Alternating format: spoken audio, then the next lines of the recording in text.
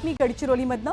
गडचिरोली जिल्ह्यात माओवादी संघटनेत सक्रिय असलेल्या एका जवानासह माजी सभापतीच्या तसंच एकूण 5 हत्यांमध्ये प्रमुख आरोपी असलेल्या 2 जहाल माओवाद्यांना अटक झाली आहे। गडचिरोली पोलीस आणि सीआरपीएफ यांच्या संयुक्त अभियानाअंतर्गत ही कारवाई करण्यात आली। या कारवाई दरम्यान जंगलामध्ये 2 संशयित व्यक्ती सापडले। त्यांची चौकशी केली असता दोघे जहाल माओवादी असून अलीकडे शहीद झालेल्या जवानांच्या हत्येमध्ये आणि भामरागडच्या माजी पंचायत समिती सभापतीच्या हत्येमध्ये या 2 माओवाद्यांचा सक्रिय सहभाग असल्याचं दिसून आलं। यामध्ये केलू पांडू मडकाम हा माओवाद्यांच्या कंपनी क्रमांक 10चा सदस्य असून त्याच्यावर 4 चकमकीसह 5 गुन्हे दाखल आहेत। तर रमा दोघे कोरचा या महिला माओवादीला सुद्धा अटक झाली आहे। 2011 सालापासून तिच्यावर 4 खुनांसह 8 चकमकीचे असे 12 गुन्हे दाखल आहेत।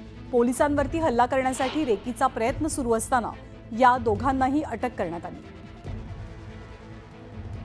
अधिक माहिती आपल्याला महेश तिवारी देतील। महेश, कशी पार पाडण्यात आली ही कारवाई? गडचिरोली पोलीस दलाचं एक विशेष अभियान सुरू आहे आणि या अभियानामध्ये सीआरपीएफ सुद्धा सहभागी आहे। त्या दरम्यान जंगलात सर्चिंग सुरू असताना हे 2 संशयास्पद पद्धतीने आढळले।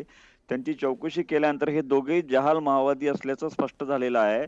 त्याच्यामध्ये पहिला जो माओवादी आहे हा केलू पांडू मडकाम आहे। हा कंपनी क्रमांक 10 मध्ये आहे आणि याच्यावर 5 पेक्षा जास्त गुन्हे दाखल आहेत।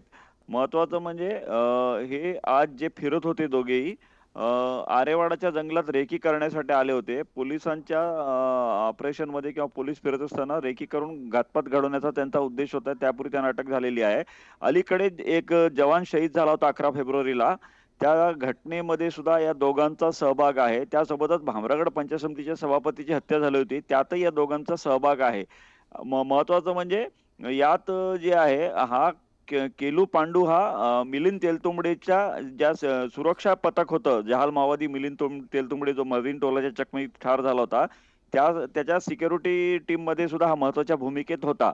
त्यामुळे या दोघांचं अटक होणं हे माओवादी चळवळीसाठी या भागासाठी माओवाद्यांच्या संघटनेसाठी खूप मोठा हादरा असल्याचं समजलं जात आहे। गडचिरोली पोलिसाला मिळालेलं हे हो, खूप मोठं यश आहे। धन्यवाद महेश या सगळ्या माहितीबद्दल।